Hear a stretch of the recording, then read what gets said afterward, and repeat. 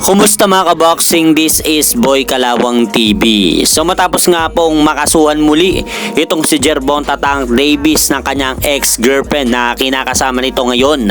Nito lang nagdaang araw sa kasong pananakit at kidnapping ay tuluyan na pong inaasahang magwi-withdraw ito sa kanilang magaganap na exhibition match ni Jake Paul sa darating na November 14. Ayon po yan sa inilabas na report ni Mike Kappinger ng The Ring Magazine.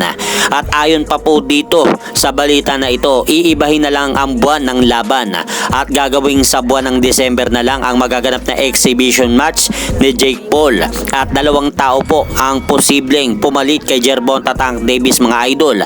At pinagpipilian nga po dyan ay ito nga pong si Andre Ward at Francis Ngannou. At sa kabilang balita naman po mga idol, isang nakakalungkot na balita ang pumasok ngayong araw.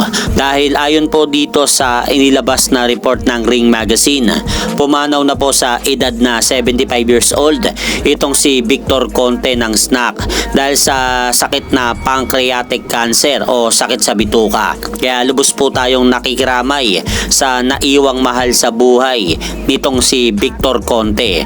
At sa mga hindi po pamilyar dito mga idol kay Victor Conte, siya lang naman po yung founder ng Balco and key figure in Barry Bonds steroid scandal sa mga atletang lumalabag sa paggamit ng ipinagbabawal na gamot. At para rin po itong bada mga idol, itong itinayong grupo ni Victor Conte. Pero mas lalo pong nakilala itong si Victor Conte mga idol sa kanyang produktong snack na ginagamit ngayon ng mga professional boxer katulad na lang nila Terence Crawford, Clarissa Shields at Devin Haney at marami pa pong iba. At sa kabilang banda naman, matapos nga pong kumalat ang naging video ni Jason Casimero, matapos nga pong sabihin nito na kailangan nilang magpatalo para sa malaking plano. At sa ngayon ay kasalukuyan na pong iniimbestigahan yan ng Games and Amusement Board ang naturang game fixing na yan. At umabot na nga po mismo sa promoter ni John Riel Casimero na si Koki Kameda ang issue na yan. At nagulat nga po itong si Koki Kameda sa balita na yan at sinabi nito na anong nangyaring dayaan. Kung may nangyari mang dayaan, ang unang tatanungin ko dyan ay itong si Kinosuke Kameda. So dahil po dyan sa kagagawan ni Jason Casimero mga idol, nakakahiya nga po ito para sa kanilang promoter na si Koki Kameda. Isipin nyo mga idol, kailangan pa niyang banggitin na kailangan nilang magpatalo para sa malaking plano ng kanilang kampo.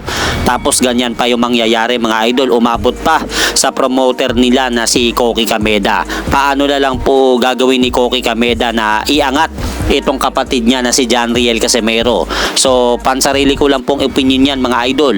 At hanggang dito na lang po muna ang aking update sa mga ganapan sa mundo ng boxing. At syempre mga idol, huwag nyo rin po kalimutan, pakisuportahan nyo naman po muna ang ating munting channel. Maraming salamat po.